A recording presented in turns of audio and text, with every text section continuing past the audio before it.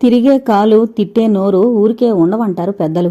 ఇంటి బాధ్యతంతా నెత్తిన పడ్డంతో ఎటూ కదలడానికి వీల్లేకుండా పోయిన మోడ్రన్ హిప్పీ వేణు కొంతమంది స్నేహితులతో కలిసి హైదరాబాదులో నాటక సినీ కళాకారుల సమన్వయ సంఘం అంటూ ఒక సంఘాన్ని స్థాపించాడు.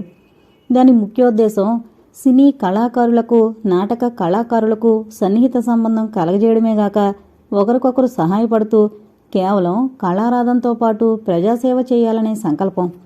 ఈ ఆదర్శాన్ని ప్రచారం చేయడానికి ఒక మాసపత్రిక కూడా ఆరంభించాడు. దాని పేరు నటన అని పెట్టారు. ఆవిష్కరణోత్సవానికి అనేక మంది పేరుపడ్డ కళాకారులను పిలిపించారు. 3 రోజులు జరిగే ఆ సభలకు ఏర్పాట్లు ఘనంగా చేయబడ్డాయి. మూల మూలనున్న కళాకారులకు తెలిసేందుకు పత్రికా ప్రకటనలు కూడా వెలువడ్డాయి. ఒకప్పుడు కళాకారుడుగా జీవితం గడిపిన ముఖ్యమంత్రి రావు గారు అధ్యక్షత వహించడానికి అంగీకరించారు. సభకు ఏ కొద్దిమందో తప్ప పేరుబడ్డ తారలందరూ హాజరయ్యారు. తార, మాలిని కూడా హాజరు కాక తప్పలేదు. సభలు ఆరంభమయ్యాయి. అధ్యక్షుడు తన ప్రారంభోత్సవంలోనే డాక్టర్ విక్రమ్ అస్వస్థులుగా ఉండి సభకు రాలేకపోయినని ఉత్తరం రాశారని తెలియపరిచారు. ఆ సభకు విక్రమ్ రాకపోవడం చంద్రుడు లేని రాత్రిగా ఉందని వర్ణించారు. సభలు చాలా సరదాగానూ శాంతియుతంగానూ ముగిశాయి. కళకు జీవితం ధారపోసి తమను తాము పోషించుకోవడానికి కూడా స్తోమత లేని కళాకారులకు సహాయం చేయడానికి ఒక నిధిని కూడా ఏర్పాటు చేయడానికి సభవారు అనుమతించారు. దానికి వేణు అధ్యక్షుడిగా ఒక సంఘాన్ని కూడా ఏర్పాటు చేశారు. పేరుపడ్డ కళాకారులంతా దానికి చందాలిస్తామని వాగ్దానం చేశారు. అప్పటికి సభలు ముగిసి 4 రోజులైనా కళాకారుల సహాయ సంఘానికి ఒక్కరూ ఒక్క పైసా కూడా పంపలేదు. వేణు తనకు వాగ్దానాలు చేసిన వారికి, తతిమా పేరుపడ్డ కళాకారులకు అనేకసార్లు ఉత్తరాలు రాశాడు. ఏ ఒక్కరూ పంపలేదు. పైగా వేణుకు పోస్టు ఖర్చులే 100 రూపాయల దాకా అయ్యాయి. తాను పత్రికల ద్వారా విజ్ఞప్తులు పంపాడు. దానికి లాభం లేకపోయింది. ఇంకా స్వయంగా కళాకారులను కలుసుకొని కొంత వసూలు చేయాలన్న సంకల్పం అతనిలో కలిగింది. దానికి తోడు ఆంధ్రదేశంలో మారుమూలల నుంచి తమ దీనావస్థను వివరిస్తూ వేలకు వేలు కళాకారులు ఉత్తరాలు రాస్తున్నారు. వారి చరిత్రలు వీలునంత మట్టుకు నటన మానసిక పత్రిక ద్వారా ప్రచారంలో పెట్టాడు. అన్నీ చెవిటివాడు ముందు శంఖంలా తయారయ్యాయి. అందుకే అతడు ఒక రోజున కళాకారులను స్వయంగా కలుసుకునేందుకు బయలుదేరాడు. మొదటగా అతడు డాక్టర్ విక్రమ్ను కలుసుకోవాలని వెంకటాపురం బయలుదేరాడు. అప్పటి వరకు హైదరాబాదు పట్టణ వాతావరణానికి అలవాటు పడ్డ వేణు వెంకటాపురం చేరేటప్పటికీ ఎండలో పారేసిన తోటకూర కాళ్లా తయారయ్యాడు. వెంకటాపురం చేరిన వేణు విక్రమ్ ఇంటికి చేరాడు. ఇంటి వసారాలో పడకుర్చీలో ఎవరో నిద్రపోవడం చూశాడు వేణు. అతన్ని నిద్రలేపడానికి అన్నట్లు వేణు తన బూట్లను నేలకు గట్టిగా కొట్టి చప్పుడు చేశాడు. ఆ వ్యక్తి లేవలేదు. అప్పటికి ఉదయం 10 దాటలేదు. పల్లెల్లో ఎంతో కష్టపడి పొద్దుగూకులా పనిచేస్తారని ఎక్కడో చదువుకున్న విషయానికి తాను చూస్తున్న దానికి తేడా చూసి వేణు విస్తుపోయాడు. అందుకే అతడు, ఏమండి మిమ్మల్నే. ఆ పిలుపుకు ఆ కుర్చీలోని వ్యక్తి కళ్ళు నెమ్మదిగా తెరిచాడు. అతడు చాలా నీరసంగా ఉన్నాడు. గెడ్డం పెరుగుంది. అతడు అతి కష్టం మీద లేచి నిలబడ్డాడు. నీరసించిన శరీరం, పాలిపోయిన ముఖం, లోతుగా ఉన్న కళ్ళు, విచారానికి సిగ్నల్ ఇస్తున్న నుదుటి మీద ముడతలు చూసిన వేణు కళ్ళు ఒక్క క్షణంలో నీళ్లు నిండిన కొండ బద్దలైనట్లు అశ్రువులు రాల్చాయి. అతడు ఇక నిలబడలేకపోయాడు. చేతిలో ఉన్న అటాచ్ అలాగే కింద పడిపోయింది. డాక్టర్ గారు అంటూ ఒక్క అంగలో వెళ్లి ఆయన్ని పట్టుకున్నాడు. విక్రమ్ కూడా అతని ఆప్యాయంగా కౌగిలించుకున్నాడు. అతని కళ్ల వెంట కూడా అప్రయత్నంగా నీళ్లు రాసాగాయి. ఇదేనా రావడం వేణు? వచ్చే ముందు ఒక ఉత్తరం ముక్కైనా రాయలేకపోయావా? విక్రమ్ ప్రశ్నకు అతడు వెంటనే సమాధానం ఇవ్వలేకపోయాడు. జేబులో నుండి చేతురుమాలు తీసుకుని కళ్ళనీళ్లు తుడుచుకుంటూ, ఈ బస్సులోనే వచ్చాను డాక్టర్ గారు. ఏంటి ఇలా అయిపోయారు? నేనా? నాకేం కాలేదే, కాకపోతే కొంచెం చిక్కాను. నాతో అబద్ధమెందుకు చెప్తారు డాక్టర్ గారు? మీరు నిజంగా ఏదో వ్యాధితో కాకపోయినా మనోవ్యాధితోనైనా బాధపడుతున్నారు. విక్రమ్ ఆ మాటలు వినిపించుకోకుండా పక్కనే ఉన్న కుర్చీలో వేణును కూర్చోబెట్టి తాను కూడా కూర్చున్నాడు. తర్వాత అతడు అమ్మా అంటూ పిలిచాడు. లోపల నుంచి వెంటనే సమాధానంతో పాటు ఒక ముసలావిడ బయటకొచ్చి వేణును చూసి ఒక్కడుగు వెనక్కి వేసి, ఏం బాబూ? హైదరాబాద్ నుంచి మన వేణు వచ్చాడమ్మా. పాపం కాఫీ అది తీసుకునున్నాడు. కాఫీ టిఫిను తొందరగా చూడమ్మా. దాంతోపాటు స్నానం వగేరాల ఏర్పాటు చూడు. ఆ అమ్మా, మన వేణు అసలే సుకుమారి, లక్షాధికారుల బిడ్డ. వంటది కొంచెం రుచిగా చెయ్యి. విక్రమ్ ఆయాసపడుతున్నాడు. తల్లి ప్రేమ అన్నింటికన్నా గొప్పది, అందుకే ఆమె. బాబు విక్రమ్, అంత తొందరగా మాట్లాడకు నాయనా, ఆయాసం వస్తోంది. విక్రమ్ నవ్వాడు. దాంతోపాటు అతని నొసట చెమట పట్టింది. అమ్మా, నేను డాక్టర్నమ్మా, నా ఆరోగ్యం నేను చూసుకోగలను. ఇప్పటి వరకు అలా అంటూ ఇంత చిక్కిపోయావు. ఎలా ఉండేవాడివి, ఎలా తయారయ్యావు బాబు. ఆమె అక్కడ ఒక క్షణం కూడా ఉండకుండా వెళ్ళిపోయింది. వెళ్ళిన 1-2 నిమిషాలకు నౌకరు 2 కాఫీలు గాజు గ్లాసులతో తెచ్చి వారి ముందుంచి వెళ్ళిపోయాడు. వేణు కాఫీ పూర్తి చేసి గ్లాసు టేబుల్ మీద పెడుతూ, డాక్టర్ గారు, పిల్లలంతా ఏరి? వాళ్ళు విజయవాడ వెళ్లారు. బహుశా ఇవాళో రేపో వస్తారు. మరి మీ నాన్నగారేరి? వేణు ప్రశ్నకు విక్రమ్ పెద్దగా నిట్టూర్చాడు. అతడు వెంటనే సమాధానం చెప్పడానికి కొంచెం తటపటాయించాడు. వేణుకేమీ అర్థం కాలేదు. అతడు విక్రమ్ వైపు అలాగే చూస్తూ ఉండిపోయాడు. విక్రమ్ పెదుమలు కదిలాయి. నాన్నగారు దివంగతులై 6 నెలలు దాటింది వేణు. విక్రమ్ తల వంచుకున్నాడు. వేణుకు ఆశ్చర్యంతో పాటు విచారం కూడా ఆవరించింది. ఇంతలో విక్రమ్ కూతురు విజయ పరిగెత్తుకుంటూ వచ్చి ఆమె వస్తూనే, నాన్న, అమ్మ వాళ్ళు వస్తున్నారు. విక్రమ్ ఆమెను దగ్గరగా తీసుకుని, ఏరమ్మ వాళ్ళు? వెనకొస్తున్నారు నానా. నేను ముందుగా పరిగెత్తుకుంటూ వచ్చేసా. అరుగో వస్తున్నారు, శశి, పప్పి, అమ్మ. మాటల్లోనే వాణిజయ పిల్లలతో సహా వచ్చింది. ఆమెను చూస్తూనే వేణు ఆమెకు నమస్కరించాడు. ఆమె ప్రతి నమస్కారం చేసి అతడు ఎప్పుడు వచ్చింది వగేరా వివరాలడిగి లోపలకు వెళ్ళిపోయింది. ఇంతలో విజయ తండ్రి దగ్గరగా వచ్చి అతని ఒళ్ళో కూర్చుంది. పూర్తిగా 6 ఏళ్లు నిండిన విజయ తండ్రి వంక చూస్తూ, నాన్నారు. ఏంటమ్మా? మరే తాతయ్య ఏమన్నారమ్మా? అమ్మ డబ్బులు అడిగితే, ఇక్కడ కుప్పలు పోసుకున్నామా, ఇచ్చింది చాలు అన్నారు. విజయ మాటలు వింటున్న వేణు ఆశ్చర్యంగా విక్రమ్ వైపు చూశాడు. విక్రమ్ కూడా అతని వైపు చూసి తల వంచుకున్నాడు. కూతుర్ని ఆ ప్రసంగం నుంచి మార్చాలన్న ప్రయత్నంలో, అమ్మ విజయ, టిఫిన్ తిన్నావా? లేదు నాన్నగారు, కాఫీ మాత్రం తాగాం. అమ్మే టిఫిన్ వద్దు, గిఫ్ని వద్దు అంటూ అమ్మమ్మ బ్రతిమలాడినా వినకుండా వచ్చింది, అందుకే. ఓ అలాగా, అయితే వెళ్ళి నాయనమ్మని అడిగి తినమ్మా. విక్రమ్ బుజ్జగింపుతో విజయ అక్కడి నుంచి వంటగదిలోకి వెళ్ళిపోయింది. విక్రమ్ వేణువైపు చూశాడు. అతడు ఏదో చెప్పడానికి తొందరపడుతున్నాడు, అందుకే. డాక్టర్ గారు, మీరేమీ అనుకోకపోతే ఒక మాట చెప్పాలనుంది. దానికి మీ అనుమతి కావాలి. విక్రమ్ అతని వైపు అదోలా చూశాడు. అతడు వేణుకు అనుమతి నిరాకరించితే చాలా మొరటగా ఉంటుంది, అందుకే. అడుగు వేణు, సందేహం ఎందుకు? అతని మాటలు పెదవులపైనుంచే వచ్చాయి. వేణు తనకు దొరికిన అవకాశాన్ని జారు విడుచుకోదలుచుకోలేదు. డాక్టర్ గారు, మీరిప్పుడు ఆర్థిక బాధలో ఉన్నారు. మా సంఘం ద్వారా మీకు ఆర్థిక సహాయం చేయదలిచాను.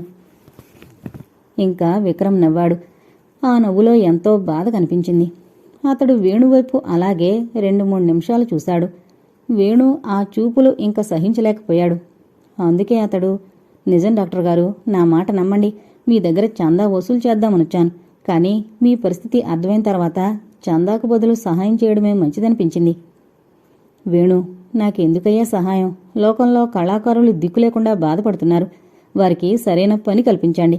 వారు మీకు వినోదాన్ని, విజ్ఞానాన్ని ఇస్తారు. వారి జీవనోపాధి మీరు చూడండి. దానికి కావలసిన ఆర్థిక సహాయం చేయండి. అంతేగాని వారికి చాలీ చాలని డబ్బును బిచ్చగాళ్ళకిచ్చినట్లు ఇచ్చి వారిలోని కళా నైపుణ్యాన్ని ప్రజలకు అందకుండా వారిని సోమరపోతుల్లా తయారు చేయకండి. డాక్టర్ గారు ఇంకా ఆవేశంగా చెప్పబోయారు. కానీ ఆయనకు ఆయాసం వచ్చి నోట వెంట మాట రాలేదు. ఆయన అలాగే ఆయాసపడుతూ పడకుర్చీలో వెనక్కి ఆనుకున్నాడు. విక్రమ్ సలహా వేణుకు బాగా నచ్చిందిలాగుంది. అందుకే అతడు వృద్ధులైన కళాకారులకు ఆర్థిక సహాయం చేయడానికి నటించగల వయసు, సమర్థత గల కళాకారులకు అవకాశాన్ని కల్పించి నాటక ప్రదర్శనలు ఇప్పించడానికి నిర్ణయించుకున్నాడు. సంఘం నడవవలసిన విధానం వగేరాలు విక్రమ్ వద్ద తెలుసుకుని భోజనాలైన తర్వాత అతని వద్ద సెలవు తీసుకుని వేణు వెళ్ళిపోయాడు. విక్రమ్ ఆరోగ్యం నానాటికి క్షీణించసాగింది. అతడు ఇప్పుడు లేవలేని స్థితిలోకి వచ్చేశాడు. తనకు తానుగా మందు వాడుతున్నాడు. భార్య, తల్లి అంత గోలపెట్టినా వినే స్థితిలో లేడు. జరుగుబాటు కూడా తక్కువైపోయింది. సీతమ్మగారు తన దగ్గరున్న నగలన్నీ అమ్మేశారు. ఆ సంసార సాగరంలో ఆ నగలనే చిన్న పదార్థం ఉప్పులా కరిగిపోయింది. ఉన్న ఆస్తి కూడా అప్పులకు సరిపడినట్లుగా తయారైంది. నటన పత్రిక విక్రమ్ను గురించి, ఆయన ఆరోగ్యాన్ని గురించి ఎంతగానో ప్రచారం చేయసాగింది. ఆదరణ లేని ఏ పనైనా అట్టే కాలం నిలవదు. వేణు తాను ఏదో చేద్దామని ఎంతో ప్రయాసపడ్డాడు, ప్రయత్నం చేశాడు, పెట్టుబడి పెట్టాడు. కానీ ఆర్థికంగా బాగుపడ్డాక కళాకారులు అతని మాటే పట్టించుకోలేదు. పైగా వేణు చందాలు వసూలు చేసి స్వంతానికి ఉపయోగించుకుంటున్నాడని పుకారు లేవదీశారు. ఇంకా వేణు తన కార్యక్రమానికి స్వస్తి చెప్పక తప్పలేదు. ఎన్నాళ్ళకి చెవిటివాడు ముందు శంఖం ఊదగలడు? కళ కోసం పాటుపడి ఆ మహాయజ్ఞంలో విఫలులైన వారి జతకే వేణు చేరాడు. డాక్టర్ విక్రమ్ గారి విషయం పెద్ద పెద్ద అక్షరాలతో దినపత్రికలు ప్రకటించాయి. ఆ మహానుభావునికి సహాయం చెయ్యాలంటూ తోచినవారు తోచిన విధంగా సలహాలిచ్చారు. కానీ వెంకటాపురంలో ఉన్న విక్రమ్కు ఒక్క సానుభూతి వాక్యం కూడా వినిపించలేదు. ఆ రోజున ఒక కారు వెంకటాపురం వచ్చి డాక్టర్ విక్రమ్ ఇంటి ముందు ఆగింది. అందులోంచి ఒక అందమైన అమ్మాయి చకచకా నడుచుకుంటూ విక్రమ్ ఇంట్లోకి వెళ్ళింది. అది ఉదయం 8 గంటల వేళ కావడంతో ఎవరి పనులు వాళ్ళు చూసుకుంటున్నారు. విక్రమ్ ఒక్కడే వరండా పక్కనున్న చిన్న గదిలో మంచం మీద పడుకునున్నాడు. మనిషి మంచంలో ఎక్కడో ఉన్నాడు. అతడు కళ్ళు మూసుకునున్నాడు. ఆ వచ్చినావిడ చెప్పులు బయట విడిచి నెమ్మదిగా ఆ గదిలోకి ప్రవేశించింది. ఆమె విక్రమ్ను చూసింది మొదలు వెక్కి వెక్కి ఏడవసాగింది. ఆమె అలా ఎంతసేపు నిలబడిందో ఆమెకే తెలీదు. ఇంతలో వెనక నుంచి ఎవరమ్మా మీరు? ఆ మాటలు వింటూనే ఆ అమ్మాయి వెనక్కు తిరిగి చూసింది. ఆమె కళ్ళ వెంట నీరు అలాగే వస్తుంది. ఆ అమ్మాయి తను ప్రశ్నించిన ఆమె వైపు చూస్తూ, మీరేనా డాక్టర్ గారి తల్లిగారు? ఆమె అవునన్నట్లు తలాడించింది. దాంతో ఆగక, ఏమి డాక్టరో ఏమోనమ్మా, నలుగురికి వైద్యం చేయవలసిన తాను ఎలా మంచంలో పడున్నాడో చూడమ్మా. ఎక్కడన్నా మందు తీసుకోమంటే వెండు, ఎప్పుడూ ఏదో ఆలోచిస్తుంటాడు. ఆమె మాటలు పూర్తి కాకముందే వాణిజ్య అక్కడికొచ్చింది. ఆమె కూడా బాగా చిక్కిపోయింది. ఆమె వాళ్ళిద్దరినీ బయటికి రమ్మనమని సైగ చేసింది. ఆ వచ్చిన అమ్మాయితో పాటు డాక్టర్ గారి తల్లి సీతమ్మ కూడా బయటకొచ్చింది. వారంతా వరండాలోకి రాగానే వాణిజయ్య ఆ వచ్చిన అమ్మాయి వైపు నిదానంగా చూసింది. ఆమె కూడా వాణిజయ్య వైపే చూస్తోంది. వాణిజయ్యతో పాటు ఆ అమ్మాయి కూడా ఒకరినొకరు గుర్తుపట్టారు. ఒక్కసారిగా వారిద్దరూ ఆలింగనం చేసుకున్నారు. ఇద్దరి నోటి వెంట చాలాసేపు మాటలేదు. కళ్ళనీళ్లే వారి ఆవేదనను కొంతవరకు తగ్గించింది. లిల్లీగారు ఎప్పుడు రావడం? నేనిప్పుడే వచ్చాను. డాక్టర్ గారి విషయం విని ఇక ఉండలేకొచ్చాను. వారితో పాటు మీరు ఇంత చిక్కిపోవడానికి కారణం? ఆమె మాటలకు వాణిజ్య తల వంచుకునే సమాధానం చెప్పింది. వారు ఆరోగ్యంగా లేరు. అందులోనూ రాత్రుల్లో ఆయనకు నిద్ర పట్టదు. వారితో పాటు నేను మేలుకొనే ఉంటున్నాను. ఇంతకుముందే అలా నిద్రపోయారు. ఆమె పోసుగుచ్చినట్టు విషయాలన్నీ లిల్లీకి చెప్పింది. ఇంతలో లోపల నుంచి సన్నటి మూలుగులాంటిది వినిపించింది. ఆ శబ్దం వింటూనే వాణిజ్య లోపలికి వెళ్ళింది. ఆమె వెళ్ళి లిల్లీ వచ్చిన విషయం విక్రమ్కు చెప్పింది. అందుకే ఆమె తిరిగొచ్చి లిల్లీని లోపలకు పిలుచుకుని వెళ్ళింది. డాక్టర్ గారిని చూస్తూనే లిల్లీ నమస్కరించింది. ఆయన కూడా తన పొల్లల్లాంటి చేతులెత్తి నమస్కరించాడు. లిల్లీ ఎప్పుడు రావడం? ఇప్పుడే వచ్చాను డాక్టర్ గారు. అలా కూర్చో. ఇన్నాళ్ళు ఎక్కడికి వెళ్ళావు? అదంతా పెద్ద కథ. అది సరే డాక్టర్ గారు, ఎలా ఉండే మీరు ఎలా అయిపోయారు? లిల్లీ, నీకు తెలియందేముంది? నా జీవితంలో కళారాధన ఒక ముఖ్యమైన విషయం. అది నెరవేరలేదు. అదే నా మనోవ్యాధి. కళాకారులు తమ జీవితాలను కళలకుగాక ధనార్జనకు అంకితం చేస్తున్నారు. డాక్టర్ గారు, మీ బోటి కళా తపస్సులు ఉండబట్టే నాటక కళ ఇంకా ఏదో మూలలో ఉన్నానంటూ మన ఆంధ్రదేశంలో పల్లెల్లో కూడా పద్యపట్టణం, పందిరి కింద నాటకాలు ప్రదర్శింపబడుతున్నాయి. అయినా డాక్టర్ గారు, ఆరోగ్యం లేనిదే ఏ పనైనా ఎలా చేయగలుగుతాం చెప్పండి. అందుకే నాదొక సలహా. విక్రమ్ నవ్వాడు. ఆ నవ్వులోని భావం లిల్లీకి అర్థమైంది. ఆమె ఆయన నవ్వుకు సమాధానంగా, అందరూ సలహాలు ఇచ్చేవారే అని కదూ మీరనుకుంటున్నారు. డాక్టర్ గారు, నా విషయంలో అలా కాదు. మీరు అనుమతిస్తే నేను మీకు సమాధానంగా నా చరిత్ర చెప్తాను. విక్రమ్ ఆమెను చెప్పమన్నట్టు తలాడించాడు. ఇంతలో వాణిజ్య అక్కడికొచ్చి వారిద్దరికీ చెరొక కప్పు కాఫీ ఇచ్చి వెళ్ళిపోయింది. లిల్లీ తన కథ టూకీగా చెప్పడం ఆరంభించింది. విక్రమ్ గారు, నా సినిమా జీవితం కళాకారుల సినిమాతో తలకిందులైందని తెలుసుకున్నాను. కానీ నాకు కళ మీద అభిమానంగాని ఆశగాని వదల్లేదు. సినిమాలాగానే నా చేతిలో డబ్బులు కూడా అయిపోయాయి. ఇంక చేయడానికేముంది? అప్పు చేసి ఎన్నాళ్ళు బ్రతకగలను? ఇంకా మిగిలిందల్లా భిక్షాటనే. అలా భిక్షమెత్తుకోవడానికి అభిమానం అడ్డొచ్చింది. బాకీల వాళ్ళు బజార్న పడ్డారు. నాకెటూ తోచలేదు. ఒక రోజున బాకీల వాళ్లంతా చేరి కాగ్గోలు చేశారు. ఆనాటికి ఎలాగోలా ధైర్యం చిక్కబట్టాను. కాని ఆ రాత్రి నాకు సరిగ్గా నిద్రపట్టలేదు. ఆలోచించగా నాకొకటే మార్గం కనిపించింది. అదే ఆత్మహత్య. ఆ గడియలో అదే మంచిదేమో అనిపించింది. అర్ధరాత్రి సమయంలో ఇంట్లో నుంచి బయలుదేరాను. విజయవాడ పట్టణ వీధులు ఆ సమయంలో ఆకలిగొన్న బీదవాని పొట్టల్లా ఖాళీగా ఉన్నాయి. ఆ వీధుల్లో నడుస్తున్న నాకు నిజంగా భయం వేసింది. ఆ సమయంలో నాకు నవ్వు కూడా వచ్చింది. నేను 1-2 గంటల్లో దేహం చాలించిపోతున్నాను. మరి భయమెందుకో నాకు అర్థం కాలేదు. ప్రప్రథమంగా నాకు తోచిందల్లా ఏంటంటే ఆత్మహత్య చేసుకోవడానికి కూడా ధైర్యం అవసరం. నా కాళ్ళు తడబడుతున్నాయి. ఎలాగో ఓపిక చేసుకుని కృష్ణా కాలువ ప్రాంతం చేరాను. విజయవాడ వీధులు బీదవాని కడుపులాగుంటే విజయవాడలో ప్రవహించే కాలువలు ధనవంతుల బొజ్జల్లా నిండుగాను లోతుగాను ప్రవహిస్తున్నాయి. నేను 1 నిమిషం కళ్ళు మూసుకుని భగవంతుణ్ణి ప్రార్థించాను. ఒక్క ఊపుతో కాలువలోకి దూకబోయాను. కాని ఆశ్చర్యం, ఎవరో నన్ను బలవంతంగా వెనక్కి లాగేశారు. నాకు ఆశ్చర్యంతో పాటు కోపం కూడా వచ్చింది. నేను వెనక్కి తిరిగి చూశాను. ఆ చీకట్లో కూడా ఆ వ్యక్తిని గుర్తుపట్టగలిగాను. నాకిక కోపం ఆగలేదు. అందుకే అతన్ని గట్టిగా మందలించాలన్న ఉద్దేశంతో, పాండు, నన్నెందుకు కాపాడావు? నన్ను అనుసరించవలసిన అవసరం నీకేమొచ్చింది? నా శరీరం కోపంతో వణికిపోతోంది. అతడు నవ్వుతున్నాడు.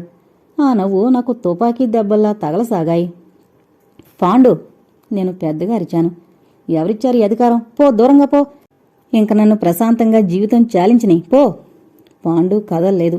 అతడు గట్టిగా ఊపిరి పీల్చాడు. నాకు తెలుసు, పాండు గట్టిగా ఊపిరి పీల్చాడంటే ఏదో ఒక నిర్ణయం తీసుకుంటున్నాడన్నమాట. అతని మాటలు కోపంతో తడబడుతున్నాయి. లిల్లీ, జీవితం ఇలా అంతం చేసుకోవడంలో అర్థం లేదు. దేవుడు మానవుణ్ణి బ్రతకమని తయారు చేశాడు. కానీ ఇలా నాకు అతని నీతి బోధలు కేవలం తోగబోతువాని మాటలను అనిపించాయి. అందుకే, పాండు, నన్ను అనుసరించవద్దని వేరుగా చెప్పనవసరం లేదు. ఇదంతా ప్రేమేనంటావా? అయితే నాలాగా నువ్వు కూడా ఈ నీళ్లలో దూకు. లిల్లీ, నీ కథ ఇష్టమైతే అలాగే చేస్తాను. నా జీవితంలో నిన్నే ప్రథమంగా ప్రేమించాను. నా ఆస్తంతా నీ కోసం అమ్మి ఖర్చు చేసిన విషయం నీకు తెలుసు. నేను బీదవాణ్ణని, బికార్నని నన్ను పాత చెప్పులా పారేశావు. నన్ను వదిలి డబ్బు గలవాళ్ళని ఎందరినో చేరదీసి నాలాగా వారిని వదిలేశావు. కానీ లిల్లీ, నేను మాత్రం నీకు తెలియకుండా నీ వెనకాలే తిరుగుతున్నా. నువ్వు గమనించకుండా రాత్రింబగళ్ళు నీకు కాపలావాళ్లా వెంట తిరుగుతున్నాను. ఇప్పటికైనా నన్ను అనుగ్రహిస్తే నిన్ను నా భార్యగా చేసుకుంటాను. అతని మాటలకు నాకు నవ్వొచ్చింది. తాను ఒక బికారి ఇంకొక బికారిని పోషిస్తాడట. ఇదే కాబోలు. తాను దూరడానికి చోట్లేదట, కానీ మెడకొక డోలు అంటారు. నేను అనేక విధాల అతన్ని ఒప్పించడానికి ప్రయత్నం చేశాను. నాకు జీవితం మీద విరక్తి కలగడానికి కారణం అతని బేదతనమే కాక నా శరీరంలో కనిపించని వ్యాధులు కూడా కారణమని సిగ్గువిడిచి చెప్పాను. అతడు అందుకు వెనకాళ్లేదు. అందుకే, లిల్లీ, నీ ప్రవర్తన వల్ల నీ ఆరోగ్యంతో పాటు నీ డబ్బు ఒకరోజు హరిస్తుందని నాకు తెలుసు. అప్పుడైనా నువ్విలా ఆత్మహత్య చేసుకోవడానికి ప్రయత్నిస్తావని కూడా తెలుసు. నేను అనుకున్నట్లుగానే జరిగింది. లిల్లీ, నీ మీద నాకున్న ప్రేమ ఈ శారీరక సంబంధమైంది మాత్రమే కాదు. అది పవిత్రమైన ఒక అనుభూతి. అది ఆరాధిస్తూ జీవితం గడుపుతున్నాను. ఇంకా నువ్వు నాకు దగ్గరైనప్పుడు నిన్ను దేవతలా పూజిస్తాను. విక్రమ్ ఆమె చెప్పేది మంత్రముగ్ధుల్లా వింటున్నాడు. ఆమె అంతవరకు విషయాన్ని ఆవేశంగా చెప్పింది. ఆమె విక్రమ్ వైపు చూసింది. తన ముఖానికి పట్టిన చెమటను తుడుచుకుంటున్నాడు విక్రమ్. ఆమె విక్రమ్ను పెద్దగా విసిగించదలుచుకోలేదు. డాక్టర్ గారు, మిమ్మల్ని నా కథతో విసిగించదలచలేదు. 2 ముక్కల్లో తేల్చేస్తా. అలా నా పాలిట ప్రాణదాత పాండు నన్ను ఎలాగో కష్టపడి బద్రీనాథ్ తీసుకువెళ్లాడు. అక్కడుండే ఒక ఆశ్రమంలో వయసుతో పనిలేకుండా ఒక మహాత్ముడున్నాడు. ఆయన త్రికాలవేది, తపోమహిమ కలవాడని చూడగానే చెప్పొచ్చు. ఆయనకు అసాధ్యమైంది ఏదీ లేదని ఆయన మాట్లాడే భాష వల్లనే తెలుస్తోంది. ఆయన్ని ఎవరు ఏ భాషలో పలకరిస్తే అదే భాషలో భక్తులకు సమాధానం చెప్తున్నాడు. నేను ఆయన్ని చూడగానే మొదట భయపడిపోయాను. ఆయన నన్ను ఆప్యాయంగా పలకరించి తన వెంట ఆ హిమాలయ పర్వత సానువుల్లో ఉన్న అడవిలోకి తీసుకువెళ్లాడు. పాండు నా వెంట రాలేదు. కొంత దూరం వెళ్లిన తర్వాత హిమాలయ శిఖరాలు మంచుతో కప్పబడి అప్పుడే వేసిన డేరాల్లా కనిపిస్తున్నాయి. అలా ఆయన వెంట వెళ్లి నాకు ఆయన గారు తన పూజా ద్రవ్యాలు పట్టుకోమనిచ్చారు. వాటిలో ఉన్న పత్రి, పూలు ఆయన గారు దైవ పూజకు స్వయంగా కోసినవే. ఆ పత్రిలో నుంచి కొన్ని ఆకులు తీసి చేతిలో నలిపి ఆ వచ్చిన రసాన్ని నా నోట్లో పిండారు. నేను ఒక్క గుటక వేశానో లేదో శరీరమంతా కాలిపోయినట్లు అనిపించింది. చూస్తూ ఉండగానే నా శరీరంలో గూడు కట్టుకునున్న స్వార్థం అంతర్ధానమైంది. నా స్వార్థంతో పాటు నాలో ఉన్న వ్యాధులన్నీ అంతర్ధానమైనట్లు నాకు అనిపించింది. నేనెవరిని, నా జీవితం యొక్క ఆశయం ఏమిటి అన్న ఆలోచన నా మనసుకు మొదటిసారిగా కలిగింది. నన్ను చూసి ఆ మహానుభావుడు నవ్వుతున్నాడు. ఆయన బారెడు తెల్లని గెడ్డం, దానికి తగినట్లుగా పెరిగిన తెల్లని తల వెంట్రుకలు, ఆ విశాలమైన పాలభాగం, తెల్లని కనుబొమ్మల కింద బండి చక్రాల్లాంటి పెద్ద కళ్ళు, తీర్చిదిద్దినట్లున్న ఆయన ముక్కు, బంగారు రంగులాంటి ఆయన శరీర ఛాయ, ఆ కాంతులను ఇనుమడింపజేస్తున్నాయా అన్నట్లు ఆయన తొడుక్కున్న కాషాయ దుస్తులు చూడముచ్చటగా ఉన్నాయి. కానీ డాక్టర్ గారు, అలా ఆయన వైపే చూస్తున్న నాకు అక్కడ ఏమీ కనిపించలేదు. ఆ మహానుభావుని స్థానంలో ఒక అస్థిపంజరం మాత్రం నిలబడింది. నా కళ్ళను నేనే నమ్మలేకపోయాను. ఆ అస్థిపంజరం మాట్లాడుతోంది. డాక్టర్ గారు, ఆ అస్థిపంజరం ఏమందో తెలుసా? లిల్లీ, మానవుని అసలు రూపం చూసావా? ఈ ఎముకల గూడు కోసం మానవులు ఎలా భ్రమలో పడి కొట్టుకుపోతున్నారో చూసావా? అందుకే స్వార్థం విడువు, పరోపకారం చెయ్యి. అదే పరమాత్ముణ్ణి చేరడానికి దగ్గర. యోగము, తపస్సు, పూజ, ఉపవాసము ఇవి కేవలం ఈ ఎముకల గూటికి అలంకారాలు మాత్రమే అంటూ ఉండగానే మళ్లీ స్వామీజీ యథారూపంలోకి వచ్చేశారు. నేను ఆయన పద్మపాదాలకు నమస్కరించాను. తర్వాత మేము ఆశ్రమానికి వచ్చేశాం. నాకు పాండు కనిపించాడు. జరిగిందంతా అతనితో చెప్పాను. తర్వాత మేమిద్దరం అక్కడే స్వామివారి శిష్యగణంలో ఉండిపోవడానికి నిర్ణయించాం. కానీ ఒక రోజున ఆశ్రమాన్ని దర్శించడానికి ఆంధ్రదేశం నుంచి చాలామంది వచ్చారు. వారి బసకు ముందు తెలుగు వార్తాపత్రికలు పారేసున్నాయి.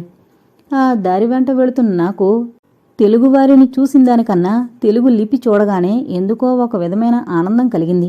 దానికి తోడు ఆశ్రమం నిబంధనల ప్రకారం ఆశ్రమవాసులు ఆశ్రమ ప్రాంగణంలో ఉన్న చెత్త చెదారాలను స్వయంగా తీసి పారేసి ఆ ప్రాంతాన్ని శుభ్రంగా ఉంచాలన్న ఓ నిబంధన ఉంది. అందుకే ఆ కాగితాలన్నీ పోగు చేశాను. అలా చేస్తున్న నాకు ఒక పాత పత్రికలో మిమ్మల్ని గురించి, మీ అస్వస్థతను గురించి ప్రకటించబడి ఉండడం చూశాను. అంతవరకు జాగ్రత్తగా చించి అది పాండుకు చూపించాను. ఎందుకో మిమ్మల్ని కూడా అక్కడకు తీసుకుపోవాలని నాకు అనిపించింది. స్వార్థరహితమైన సేవలో ఇదొక భాగంగా భావించి మీ దగ్గరకు వచ్చాను. లిల్లీ చెప్పిన మాటలు సీతమ్మగారు, వాణిజయ అంతా విన్నారు. విక్రమ్ కూడా లిల్లీ చెప్పిన దాంట్లో సత్యాసత్యాలను గురించి భార్యతోనూ లిల్లీతోనూ సంప్రదించాడు. బద్రీనాథ్ హిమాలయాలకు చేరువలో ఉండడం వల్ల చిన్నపిల్లలతో అక్కడుండడం కష్టమని వాణిజయను, పిల్లలను ఆమె పుట్టింటికి పంపడానికి విక్రమ్ నిర్ణయించాడు. కానీ అవమానానికి లోనైన వాణిజయ తాను వెంకటాపురంలోనే ఉండడానికి నిర్ణయించుకుంది. సీతమ్మగారు ఒకవైపున కుమారుడికి సహాయంగా ఉండడానికి పుణ్యక్షేత్రమైన బద్రీనాథ్ దర్శించడానికి నిర్ణయించుకుంది. లిల్లీ సహాయంతో ఆ మరనాడే ప్రయాణం సాగించాడు విక్రమ్. నాటకాల్లో వేషాలు వేసి విసిగెత్తిన లిల్లీ కాషాయ బట్టలు కట్టుకుని యోగినిగా ప్రపంచానికి, ప్రజలకు కనపడ్డం ఇష్టం లేదులాగుంది. అందుకే ఆమె తన మామూలు బట్టలతోనే ఉంది. కానీ ఆమె అంతరాత్మ మాత్రం ఆ మహానుభావుడైన యోగి పుంగవుని దయవలన స్వార్థరహితమైన దివ్యజ్యోతిలా వెలుగుతూ ఉంది. ఇంటి దగ్గర నుంచి బయలుదేరిన లగాయత్తు లిల్లీ డాక్టర్ విక్రమ్కు సేవ చేస్తూ, ఆయనకు ధైర్యం చెప్తూ, కాలక్షేపం చేస్తూ ప్రయాణపు బడలిక తెలియకుండా చేసింది. అనుకున్న ప్రకారం వాళ్లంతా బద్రీనాథ్ చేరుకున్నారు. విక్రమ్ స్వామీజీని దర్శించాడు. స్వామీజీని గురించి లిల్లీ తనకు చెప్పింది ఆవగింజలో 60వ వంతు మాత్రమేనని విక్రమ్ తెలుసుకున్నాడు. ఆశ్రమంలో స్వామీజీ భక్తులు దాదాపు ఒక 50 మంది దాకా ఉన్నారు. అందులో చాలామంది స్వామీజీ భోజనం చేయగా ఎప్పుడూ చూడలేదని, మరికొందరు స్వామి వయస్సు ఎన్ని వందల సంవత్సరాలో చెప్పడం కష్టమని అనసాగారు. స్వామీజీ ఆశ్రమంలో ఉన్న వారందరికీ ప్రతిరోజు భోజనం, పలహారాలు ఉచితంగా ఇవ్వబడుతున్నాయి. స్వామీజీ ఈ విధంగా అన్నదానం చేయడం సుమారు ఒక 50 సంవత్సరాల పైనుంచే జరుగుతోందని ఆశ్రమ వాసులు అంటారు. మంచిని అంటిపెట్టుకుని చెడు ఎప్పుడూ ఉంటుంది కదా, అందుకే కాబోలు కొందరు స్వామీజీకి బంగారం చేసే ప్రక్రియ తెలుసునని అంటూ ఉంటారు. దాంతోనే ఆయన ఆశ్రమవాసులకు అన్ని సదుపాయాలు చేయగలుగుతున్నాడని వారి నమ్మకం. ఏది ఎలా ఉన్నా విక్రమ్ను చూడగానే స్వామీజీ అతన్ని తన దగ్గరకు పిలిచారు. ఎంతో భక్తితో, ముకుళిత హస్తాలతో విక్రమ్ స్వామీజీ దగ్గరకు వెళ్ళాడు. విక్రమ్. ఆ సంబోధన వింటూనే విక్రమ్ అదిరిపోయాడు. తన పేరు స్వామీజీకి ఎలా తెలుసు? అందులోనూ ఆయన గారు తనను అచ్చమైన తెలుగులో సంబోధించారు. కానీ అతనికొక అనుమానం వచ్చింది. ఒకవేళ లిల్లీ తనను గురించి ఏదైనా స్వామీజీకి చెప్పిందేమో అనుకున్నాడు. మళ్ళీ స్వామీజీ తన వంక నవ్వుతూ చూసి, డాక్టర్ విక్రమ్, నీ అనుమానాలు కేవలం అనుమానాలు మాత్రమే. నాకు నీ విషయం లిల్లీ గాని మరెవరూ గాని చెప్పలేదు. విక్రమ్ ఆశ్చర్యం అవధులు దాటింది. స్వామీజీ ఆరంభించారు. బాబు విక్రమ్, నువ్వు కూడా ఒక ఋషివే. స్వామీజీ మాటలు వింటున్న భక్తులందరూ విక్రమ్ను ఆశ్చర్యంగా చూడసాగారు. స్వామీజీ తన ఉపన్యాసాన్ని కొనసాగిస్తూనే ఉన్నారు. నీ తపస్సు ఫలించలేదు విక్రమ్. కళను కళగానే కాక కళను వైద్యాన్ని సమన్వయపరిచి కళ ద్వారా వ్యాధులను కుదర్చడానికి నువ్వు చేసిన ప్రయత్నం అపూర్వం. విక్రమ్ ఆ క్షణంలో ఎంతో గొప్పవాడైపోయినట్లుగా భావించాడు. అందుకే గర్వంగా తలెత్తి అందర్నీ చూడసాగాడు. కానీ స్వామీజీ పలుకులు అతన్ని మళ్లీ ఆకర్షించాయి. విక్రమ్, నీ తపస్సు ఫలిస్తుంది. అది ఫలించే కాలం త్వరలోనే రాబోతోంది. కానీ దానికి నీ ఆరోగ్యం చాలా ముఖ్యం. అందుకే ఉదయం సాయంత్రం ఈ పవిత్ర హిమాలయాల వైపు షికారుగా వెళ్ళు. పవిత్రమైన వాయువులతోనూ దివ్య పురుషులతోనూ సదా దైవ చింతనతో కాలం గడుపు. ఋషి పొంగవులతోనూ స్వార్థరహిత బుద్ధితోనూ సంచరించు. మహిమలతోనూ మహిమాన్వితమైన ఈ పర్వత సానువులే నీ వ్యాధిని నివారించగలవు. భారం ఆ పరమేశ్వరుడిపైన వెయ్యి. వెళ్ళి కూర్చో. ఆ మాటలంటూ స్వామీజీ తన రోజువారీ కార్యక్రమమైన భజనకు ఉపక్రమించారు. స్వామీజీ ఆదేశం ప్రకారం విక్రమ్ తన రోజువారీ కార్యక్రమాన్ని ఆరంభించాడు. ఒక్కొక్క రోజు ఒంటరిగా గాని మరికొన్ని సమయాల్లో లిల్లీతోనూ అప్పుడప్పుడు పాండుతోనూ షికారుకు వెళుతూ ఉండేవాడు. అతని ఆరోగ్యం మామూలుగా తయారైంది. విక్రమ్ ఆశ్రమానికొచ్చి అప్పటికే సంవత్సరం దాటింది. దానికి తోడు అతడు ఆరోగ్యవంతుడయ్యాడు. సీతమ్మ గారికి కూడా ఇంటి మీద పిల్లల మీద మనసు మళ్ళింది. అందుకే 2-3 సార్లు కొడుకుతో ఆ విషయం చర్చించింది.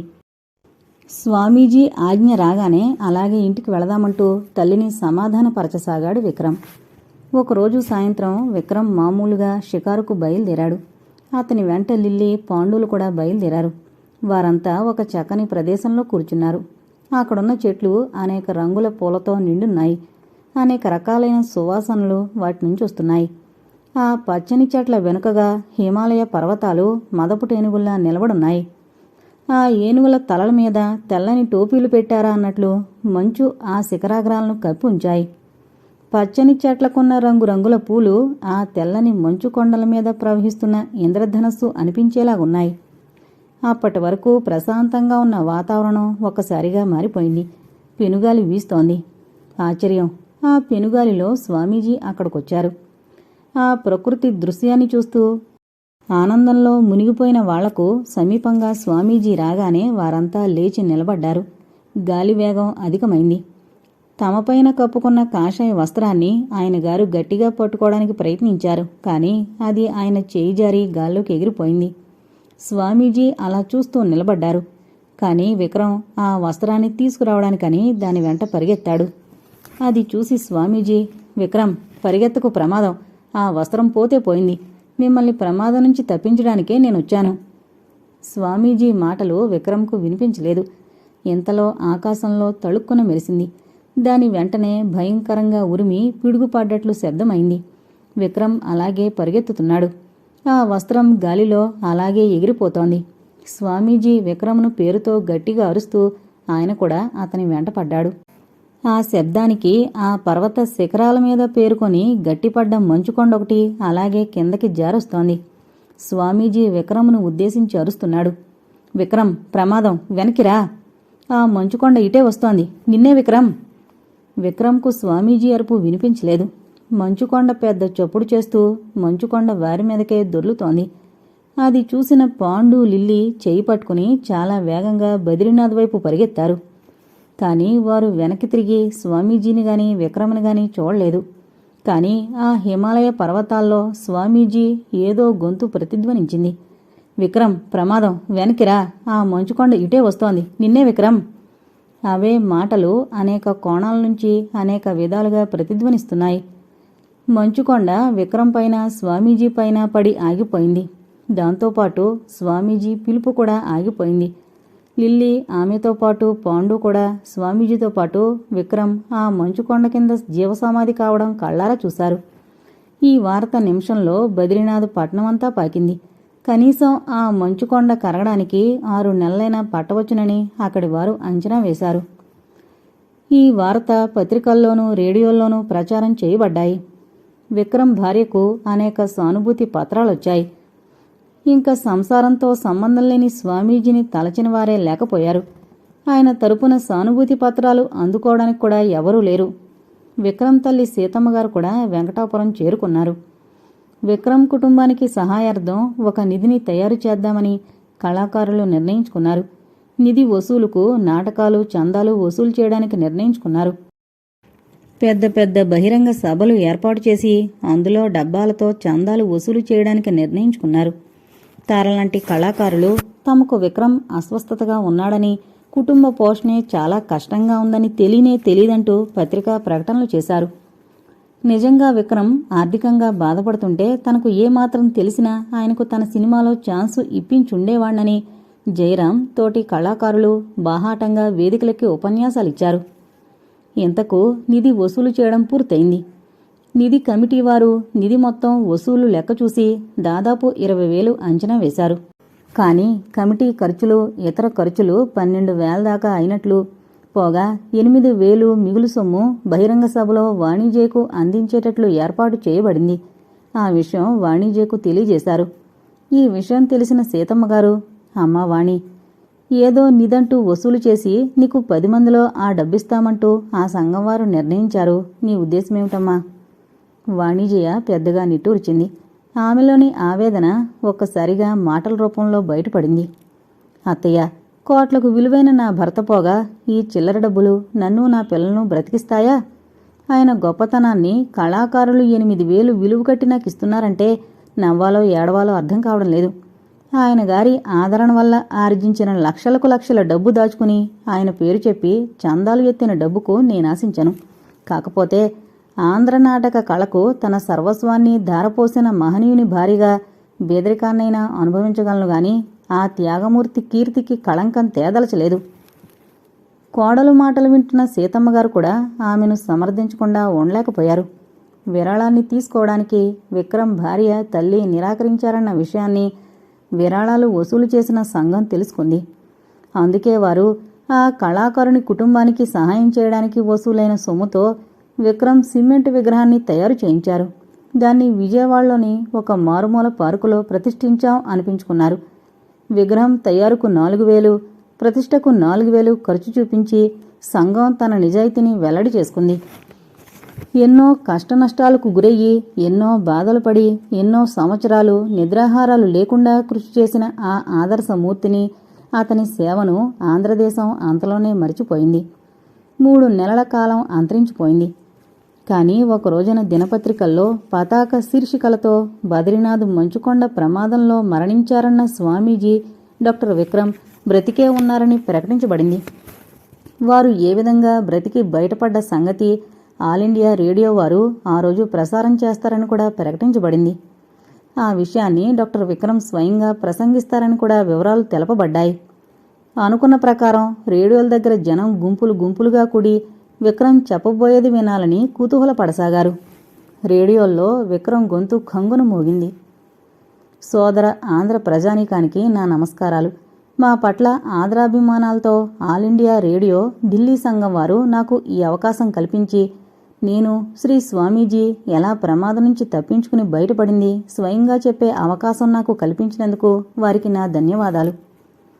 ఆ రోజు గాలిలో స్వామీజీ కండువా ఎగిరిపోతున్న దాన్ని పట్టుకుందామన్న పట్టుదలతో నేను దాని వెనక పరిగెత్తాను. నన్ను వెళ్లొద్దంటూ స్వామీజీ నా వెనకే పరిగెత్తుకుంటూ వచ్చారట. పెద్దగా ఉరిమి పిడుగుపడినప్పుడు అలా హిమాలయాల్లో మంచుకొండలు విరిగిపడ్డం సహజంగా జరుగుతూనే ఉంటుందట. నాకు ఆ విషయమే తెలీదు. నేను కొంత దూరం స్వామీజీ కండువా కొరకు పరిగెత్తాను. నా ఎదురుగా ఏదో పెద్ద తెల్లని మేఘం వస్తున్నట్లు గమనించాను. చూస్తూ ఉండగానే అది మేఘం కాదని, పెద్ద మంచుకొండ అటు దొల్లుకుంటూ వస్తుందని గ్రహించాను. నేను వెనక్కి తిరిగి పరిగెత్తుదామనుకున్నాను.